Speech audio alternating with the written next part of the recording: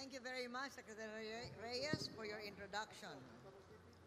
Vice President Noli de Castro, Aboitiz Chairman Enrique Aboitiz, Aboitiz Vice Chairman John Aboitiz, Aboitiz Power President Moncho Aboitiz, Secretary Teves, Seni Ducut, guests, ladies and gentlemen. This is a great day for energy independence as we launch the Aboitiz Power brand and the latest geothermal plants of Aboitiz Power. Congratulations.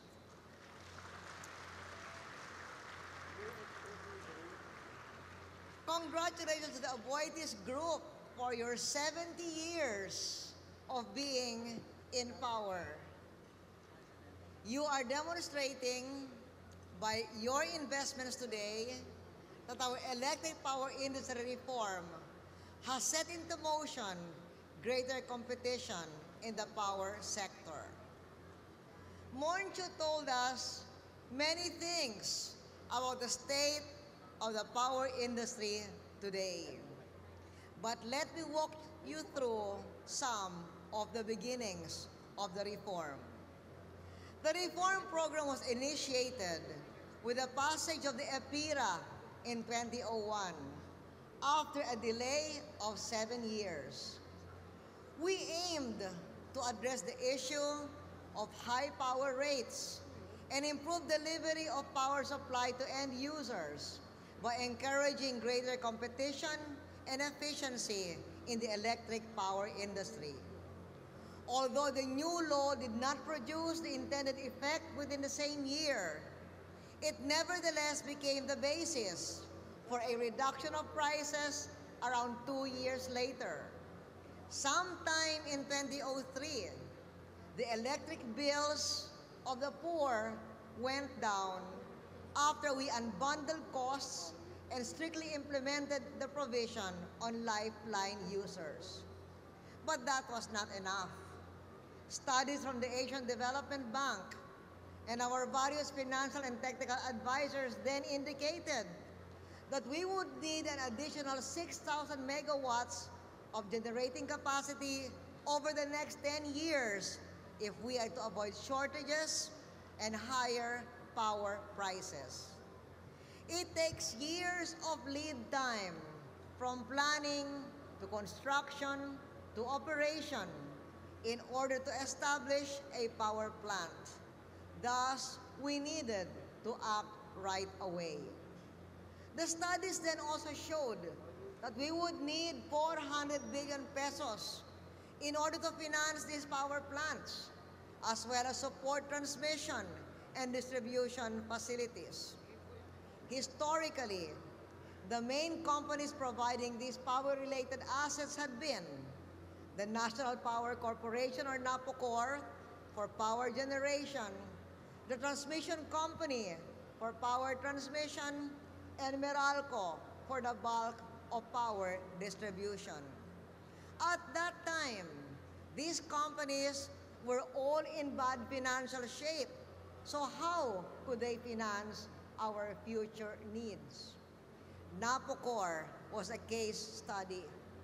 In the past years before our administration, NAPOCOR had incurred losses of almost 100 billion pesos and had seen its debt rising from $4.5 billion in 1983 to $7 billion in 2002.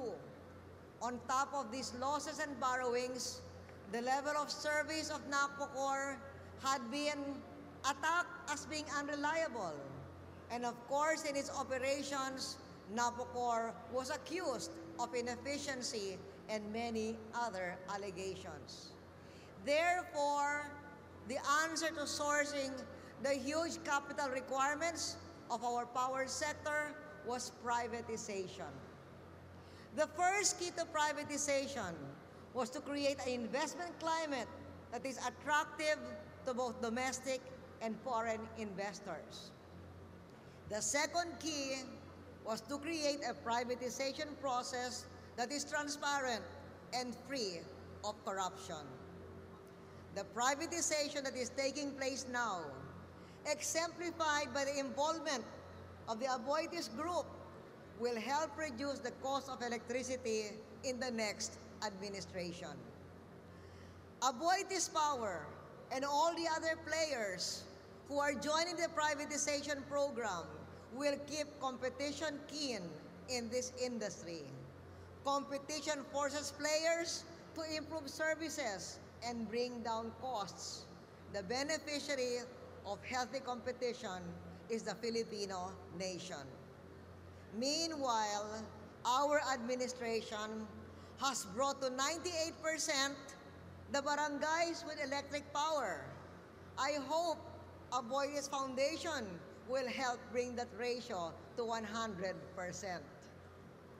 We increased energy self-sufficiency from 48% to 58%. We reduced oil consumption from 110 million barrels to 86 million. This should be further reduced with the Renewable Energy Act and the Biofuels Act, especially as Aboitiz Group and other responsible investors avail of the opportunities provided by those laws.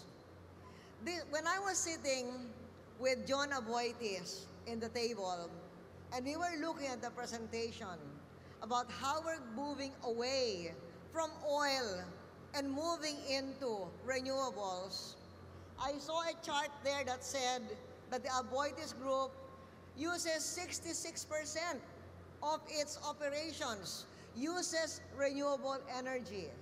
But that figure is wrong, it seems. It's out of date.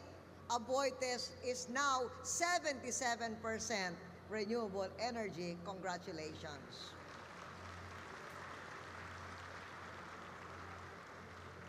The Philippine energy sector has confronted many challenges, both local and global, in addressing energy security and price volatility. Our energy and power users have always been price sensitive, and that is particularly true amidst the global financial turmoil today that threatens the well-being of billions of people across the globe. The past 12 months have been a year for the history books.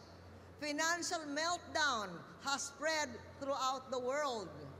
Financial systems in the West shattered. Even conservative financial systems in the East were shaken to their foundations. Grand names in international finance fell into disrepute and vanished overnight. Tens of millions have lost their jobs. Billions across the globe have been hurt. The poor always harder than the rich. No one has been spared. It has affected us already.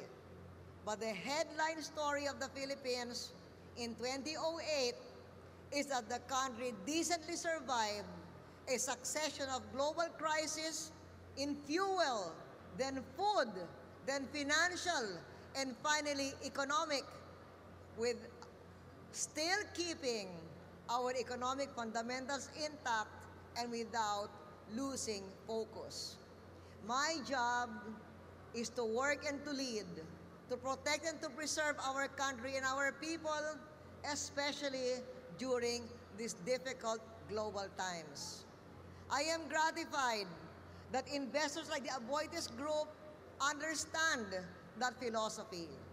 I am gratified to see evidence of confidence in that philosophy by the investments of the Aboitiz groups. Presidents have terms, but businesses continue as long as the market provides for it. I therefore count on the Aboitiz Group to look ahead to ensure that our momentum for growth and for an efficient power sector is maintained. We will continue to focus like a laser on the long-term recovery and rebound of the world and our own long-term development. And for that, to our valued investor, Aboitiz, for your unwavering support to the nation and your strong faith in our people, congratulations and thank you.